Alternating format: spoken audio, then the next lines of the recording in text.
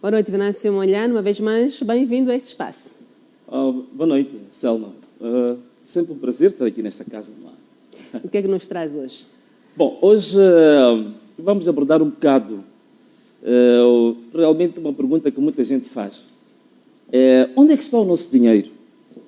Quem comeu o dinheiro? Porque há muitas zonas cinzentas dentro dos tais 2,2 bilhões de dólares. Sim. Então, o que nós temos, por exemplo, aqui neste quadro, e a pergunta está aqui, né? Quem comeu dos 2 bilhões? Ou ainda, quem quer ainda ficar oculto? Ainda quem quer ficar escondido?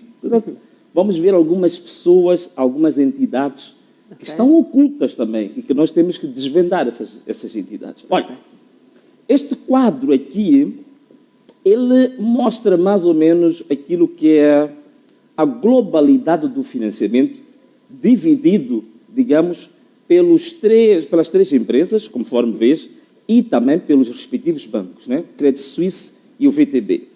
Portanto, vamos ver aqui na primeira linha, temos o Proíndicos, temos a Ematum, temos a MAM. Aqui embaixo temos os bancos. Credit Suisse financiou a Proíndicos, financiou a MAM, a Ematum, na margem da MAM foi a VTB. Portanto, tirando tudo, aqui o que me interessa, mais interessante aqui, se calhar seja esta linha que diz a taxa global. Portanto, quando nós falamos dos 2,2 bilhões de dólares, muitas das vezes não nos apercebemos de que há uma parte que corresponde às taxas do banco, aquilo que o banco chama de taxas de intermediação.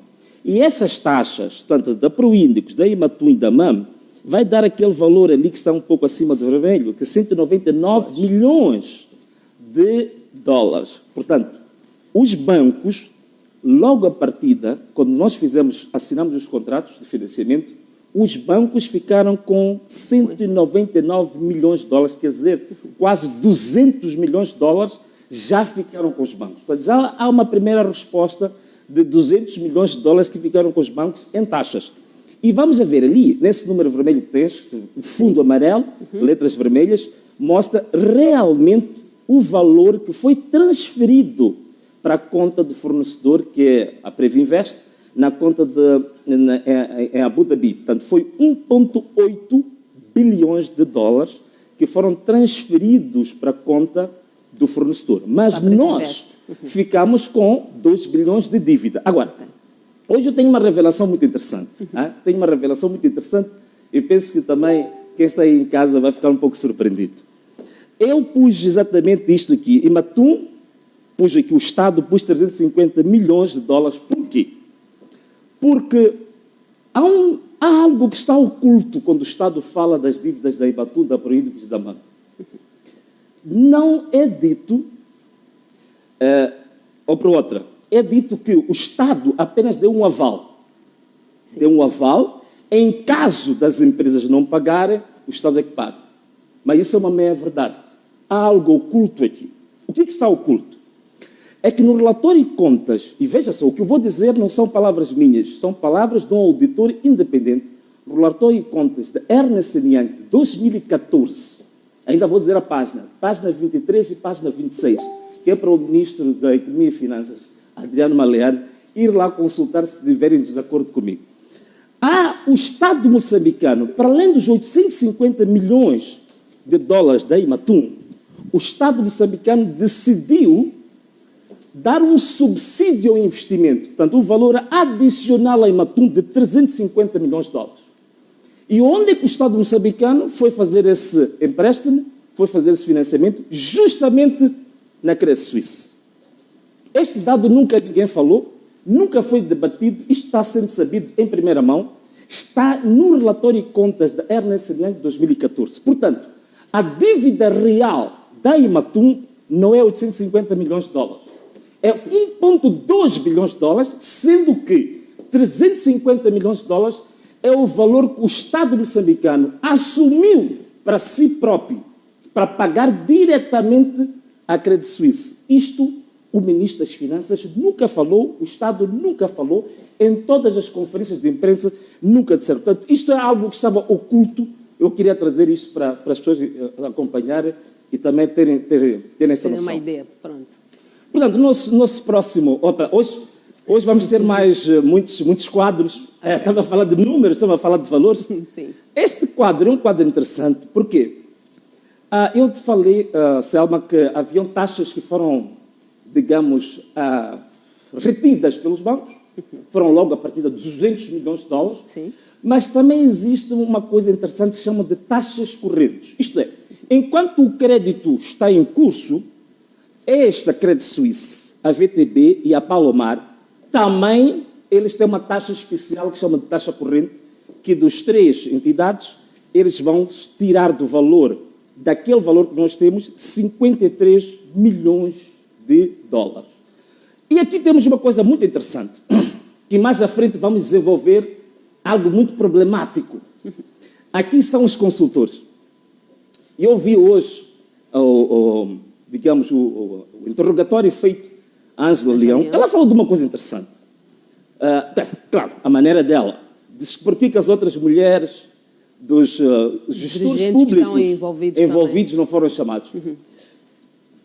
Em parte, é um ponto interessante para reflexão. E é o que eu trago hoje. Um outro assunto que também nunca foi debatido, que é exatamente isto, a taxa dos consultores. Há muitos consultores que estiveram envolvidos nestas dívidas e que também ganharam o seu dinheiro. Portanto, as pessoas querem saber onde é que está o dinheiro. Eu já expliquei que há uma parte que ficou com os bancos, Sim. Há uma outra parte que ficou justamente com as taxas correntes e há uma outra parte que ficou com os famosos consultores. Se formos a ver, os consultores estão a falar de quê? Os que fizeram os estudos de viabilidade e quando surgiu a reestruturação do financiamento para Imatum em abril de 2016, houve consultores nacionais e internacionais que fizeram, as propostas e aconselharam o governo moçambicano. Um deles é um consórcio moçambicano, que me interessa. Aqui tem outros consultores internacionais que me interessam. O que nos interessa a nós são os consultores moçambicanos. Conforme vejo aqui, BNI e Ernst Young. Isto aqui é um consórcio da BNI e Ernst Young. Mais tarde vamos falar um pouco sobre isto, que ficaram com 17 milhões de dólares. Portanto, um consórcio moçambicano cobrou ao Estado moçambicano 17 milhões de dólares para a consultoria para a estruturação da Imatum. Há aí uma firma de advogados, o valor não é muito grande, acho que é Paulo Pimenta, portanto tem 57 mil dólares, portanto é um valor pequeno, mas vai ser interessante porque vamos falar. Portanto, estes consultores todos, só na reestruturação da Imatum, ficaram com 33 milhões de dólares e 400 mil dólares. Portanto, vamos para o slide a seguir. Vamos seguir. Hoje temos muitas tabelas. Olha, isto aqui é uma coisa muito interessante. Isto é uma coisa muito interessante que foi muito discutido, mas vamos lá ver se hoje nós vamos descascar um bocadinho este assunto. Portanto, tem 57 mil dólares, portanto, é um valor pequeno, mas vai ser interessante porque vamos falar. Portanto, estes consultores todos, só na reestruturação da Imatum, ficaram com 33 milhões de dólares e 400 mil dólares. Portanto, vamos para o slide a seguir. Vamos seguir. Hoje temos muitas tabelas. Olha, isto aqui é uma coisa muito interessante. Isto é uma coisa muito interessante que foi muito discutido, mas vamos lá ver se hoje nós vamos descascar um bocadinho este assunto. Nas contas dos auditores e também no relatório da Kroll, há um valor que é um valor de muita polemicidade. Qual é que é esse valor? Do financiamento da Imatum, fora dos 350 milhões de dólares adicional que o Estado assumiu, dos 850 milhões de dólares, 350 era para os barcos, era para o centro de controle, e estava destinado, previsto, 500 milhões de dólares para a parte da segurança. O que é parte de segurança? Os intercessores, segurança marítima, especificamente equipamento militar, que eram 500 milhões de dólares. Okay. A Kroll procurou saber onde é que está este valor, porque este valor efetivamente entrou em Moçambique. Ou em forma de equipamento, ou em forma monetária. A Kroll tentou seguir o rastro dos 500 milhões de dólares. O que o CIS disse? O CIS disse que, sendo equipamento militar, o CIS havia transferido este ativo de 500 milhões para o Ministério da Defesa Nacional. O Ministério da Defesa Nacional, onde estava o atual presidente Filipe Jacinto Nunes, nem por acaso que muita gente diz que o presidente Filipe Jacinto Nunes devia ser chamado. Por exemplo, este assunto aconteceu quando ele estava lá. Portanto, esses 500 milhões de dólares, se calhar, ele pode responder melhor do que ninguém. Mas, quando a Comissão Parlamentar de Inquérito questionou o ministro que seguiu ao Filipe Jacinto Nunes, que é o Ntumuck, ele disse que o valor de 500 milhões de dólares que o CIS disse que enviou para o Ministério da Defesa Nacional, disse que nunca viu um único parafuso e nunca assinou nenhum documento. Portanto, há 500 milhões de dólares que estão ocultos, mas que entraram no país. Então, onde é que estão estes 500 milhões de dólares? Uma coisa nós temos certeza, Selma, é que estes 500 milhões de dólares, pelo menos estes aqui sabem, porque dizem que enviaram os ativos para o Ministério da Defesa Nacional. Qual é que é o impasse em relação a isto? Todo o jornal escreveu, toda a gente escreveu. Há uma coisa que não é uma inovação minha, mas muito interessante, que é avançado pelos auditores da Kroll. Isto pode ser facilmente desbloqueado quando, sob o ponto de vista judicial, isto é, a Procuradoria pode fazê-lo, o Tribunal pode fazer, que chama-se levantamento de confidencialidade. Porque se for equipamento militar, há confidencialidade sobre isto. É possível, sob o ponto de vista judicial, levantar-se a confidencialidade sobre esta matéria. Tanto mais que o CIS, no indivíduo A é o António Carlos de Rosário, que expulsou os editores da Kroll quando entraram no gabinete dele, dizia que isto é matéria de segurança do Estado. Ok, se é matéria de segurança do Estado, o Poder Judicial tem competência para levantar a confidencialidade. E aí vamos saber onde estão os 500 milhões de dólares. Portanto, muita gente diz que a maior parte do dinheiro ficou fora, não veio dinheiro para Moçambique. Temos 500 milhões de dólares que estão aqui, ainda estão ocultos. Todos nós temos uma venda nos olhos. Que o Poder Judicial nos ajude a tirar esta venda, porque já sabemos onde está. Ou está no CIS, ou está no Ministério de Defesa Nacional. E se calhar ainda mais fácil era o presidente Nunes, que era ministro da altura, vir nos dizer o que ele sabe sobre os 500 milhões de dólares. Daí que fazer todo o sentido que o presidente Nunes seja chamado ao tribunal. Ele pode ter um esclarecimento sobre isto. Outro slide. Bom, aqui temos uma coisa muito interessante, é que a própria Previnvest, ela fez transferências, para além daquele valor que eu te falei, dos 200 milhões, também agora falei das taxas. As taxas, sim. Então, existe também transferências diretas. A Previnvest, para as empresas de Matum, Príncipe e Jimam, transferiu para Moçambique 18 milhões de dólares. Qual é que era a finalidade? Custos operacionais. Isto era, para as empresas começarem a funcionar.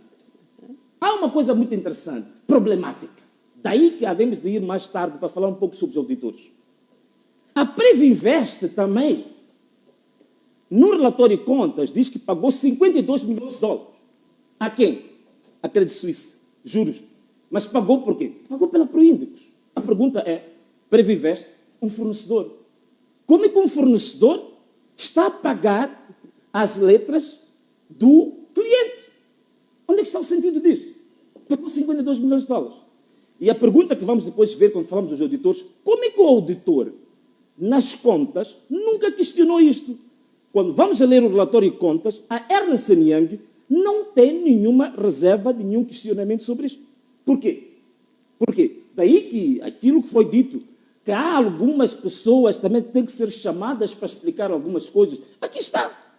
O auditor, Ernst & Young, os seus representantes, deviam ser chamados ao tribunal para explicar como é que acharam natural um ato que, sob o ponto de vista contabilístico, é algo extraterrestre. Nós também temos outro aspecto. É que os próprios acionistas das empresas, portanto, acionistas dessas empresas quem são? Montebinga, que é do Ministério da Defesa, a GIPSE, que é do CIS, a IGEP, que representa todas as empresas do Estado, são os acionistas. Eles contraíram um empréstimo aqui em Moçambique de 70 milhões de dólares e transferiram para as empresas. E a pergunta é, esses 70 milhões de dólares como é que vieram? o próprio Estado moçambicano, no mercado nacional, avalizou os 70 milhões de dólares para os acionistas. Logo, os acionistas do Ministério da Defesa, isto é, da GIPS, Montebinga e o IGEP, também deviam ser chamados para o tribunal. Para esclarecimentos. Para os esclarecimentos. Aqui o que é que nós temos? Os auditores. Aqui o problema dos auditores, dos conselheiros e consultores, como eu tinha falado. Ernst Young, aqui vê-se um pouco mal, BNI e os outros. Portanto, podemos passar, vamos contas. Vamos analisar. Vamos ao próximo slide. Vamos ao próximo. Okay. Conforme eu tinha dito antes, aqueles que nos interessam, BNI, digamos, teve, do Estado moçambicano, cobrou 17 milhões de dólares. Ok, então vamos lá ver o que justifica o BNI, a Ernst Young, um consórcio, cobrar os 17 milhões de dólares. Podemos passar para o próximo slide. Podemos passar para o próximo. Ok. Mas antes de falarmos sobre isto, o BNI, é preciso perceber uma coisa. BNI, que é o Banco Nacional de Investimentos, e o consórcio Ernst Young, eles estiveram em momentos interessantes. Primeiro, são conselheiros do Estado moçambicano para reestruturar as dívidas. Depois, são os mesmos, sobretudo Ernst Young, que vem fazer auditoria. Está a perceber isto? Quer dizer, eu sou conselheiro do Estado e depois sou auditor das próprias operações em que eu fui conselheiro. Como é que isto é feito? E como é que isto não está sendo discutido neste tribunal? É por isso que algumas pessoas estão a colocar em causa a maneira como este julgamento foi, digamos, gerido e direcionado. Existem questões estratégicas centrais, porque aqui estamos a falar de matérias financeiras. Isto é uma matéria muito complexa.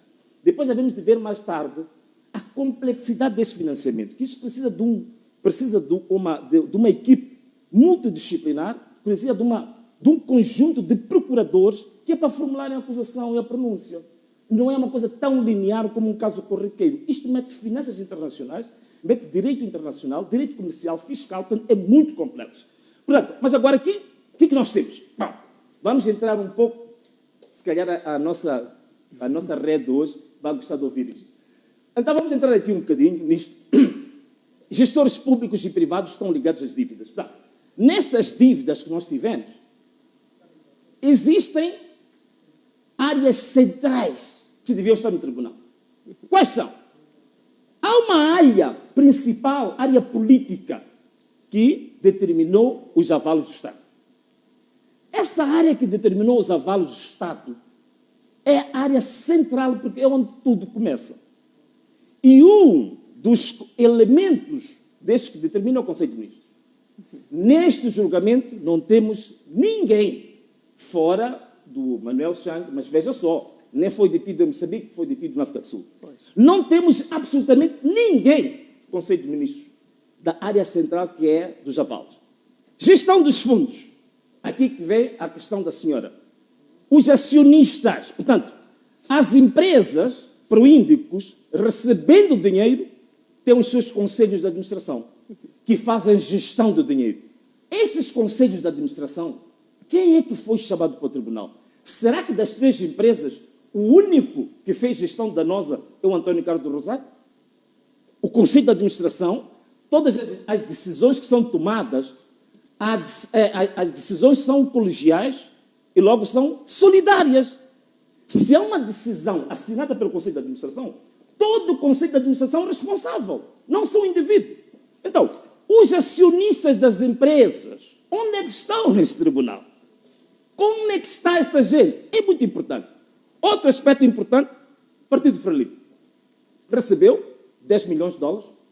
Neste momento, não existe nem como declarante um representante do Partido Frelimo para, perante o tribunal, esclarecer como é que recebeu esse dinheiro.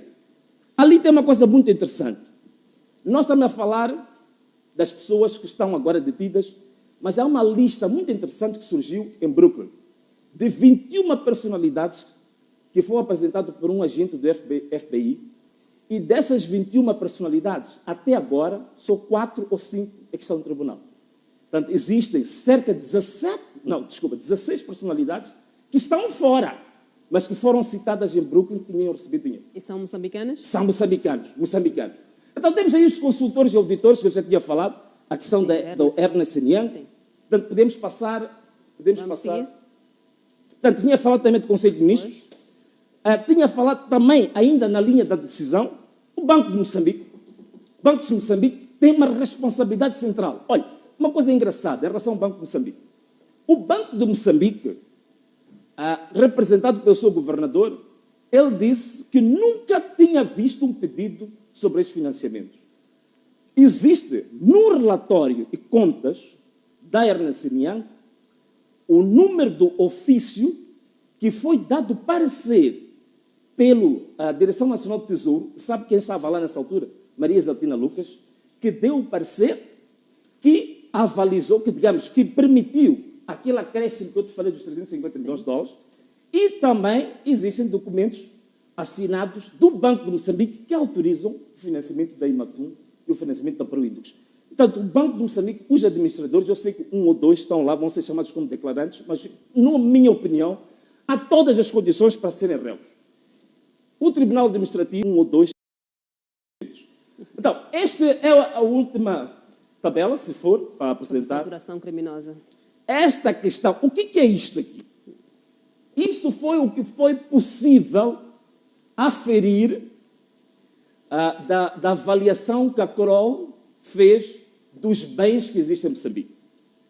Okay. Aqui são duas empresas, a Proindux e a MAM.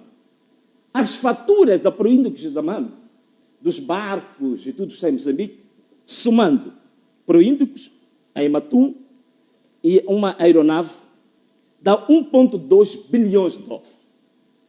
A avaliação que foi feita pelo analista independente da Kroll indica que houve uma sobrefaturação de 700 milhões de dólares. Portanto, significa que, acima do valor real, nós temos 700 milhões de dólares só de sobrefaturação. Depois temos os 500 milhões de dólares que estão ocultos. Se juntarmos os 700 milhões com os 500 milhões, nós vamos ter aí por volta de 1,2 bilhão de dólares que não se refletiu em nenhum parafuso, que é dinheiro que é preciso esclarecer realmente o que é isto. Olha, isto aqui é muito importante porque veja só que durante este julgamento está-se apenas a tratar-se de 50 milhões de dólares. Veja só, 50 milhões de dólares, se nós formos a comparar com os 500 milhões de dólares que estão no ping-pong entre o CIS e o Ministério da Defesa, 50 milhões de dólares é apenas 10%. 10%. Portanto, do valor e dos bens que entraram em Moçambique, só estamos a julgar 10%. E de quem? De pessoas que são intermediárias. Os que são decisores ainda não foram, neste momento, chamados ao tribunal.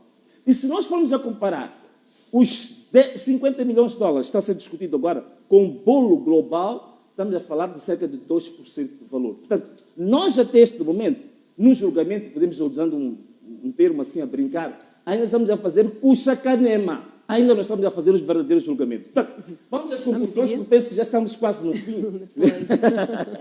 Ok.